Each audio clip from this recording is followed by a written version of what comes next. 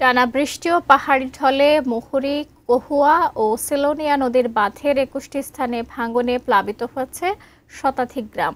তবে বৃষ্টি না থাকায় নদীর পানি কমতে শুরু করেছে। বিস্তারিত জানাতে ফেনী থেকে যুক্ত হচ্ছেন প্রতিনিধি দিদারুল আলম। দিদারুল, যে গ্রামগুলো প্লাবিত হয়েছে সেখানকার যারা বাসিন্দা আছেন তাদের নিয়ে প্রশাসন কি ব্যবস্থা নিয়েছে এবং নদীর পানি তো কমতে শুরু করেছে, সব মিলিয়ে জানাবেন।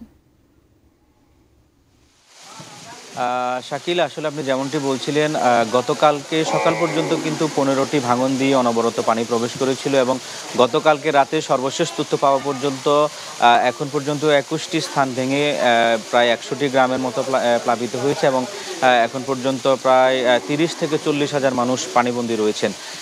আমরা এই মুহূর্তে রয়েছি দক্ষিণ আনন্দপুরে। এখানে সব বসতভিটায় পানি উঠে যাওয়ায় কিন্তু এখানকার যারা সাধারণ মানুষ ছিলেন, যারা আশ্রয় কেন্দ্র অনেকেই আশ্রয় নিয়েছেন। তবে পার্শ্ববর্তী যে সকল উঁচু বিল্ডিংগুলো রয়েছে সেখানেও কিন্তু অনেক মানুষ, অনেক পরিবার এসে এখানে আশ্রয় নিয়েছেন। ডায়লক্স টয়লেট ক্লিনার, যার অ্যান্টিব্যাকটেরিয়াল এজেন্ট টয়লেটের কোনায় কোনায় পৌঁছে ৯৯% জীবাণু ধ্বংস করে।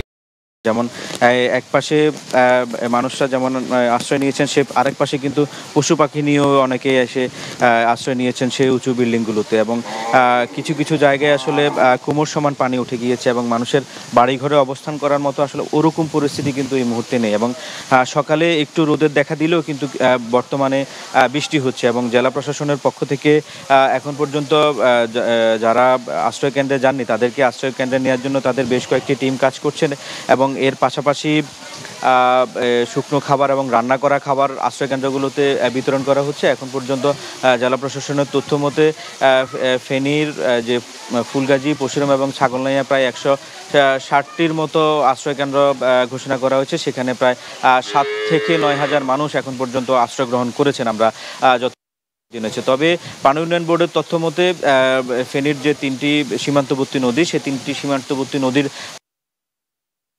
শুরু করেছে। তবে নদী থেকে যে পরিমাণ পানি ঢুকছে সেই পানির কারণে কিন্তু এক একটি লোকালয়ের পর এক একটি লোকালয় আসলে প্লাবিত হচ্ছে এবং সর্বশেষ তথ্য অনুযায়ী পানি বিপদসীমার ৩৭ সেন্টিমিটার নিচ দিয়ে প্রবাহিত হচ্ছে, যেটি পানি উন্নয়ন বোর্ড আমাদেরকে জানিয়েছে। এবং আমরা সকাল থেকেই আসলে বন্যা দুর্গত এলাকায় বিভিন্ন স্থানে আমরা ঘুরে দেখেছি।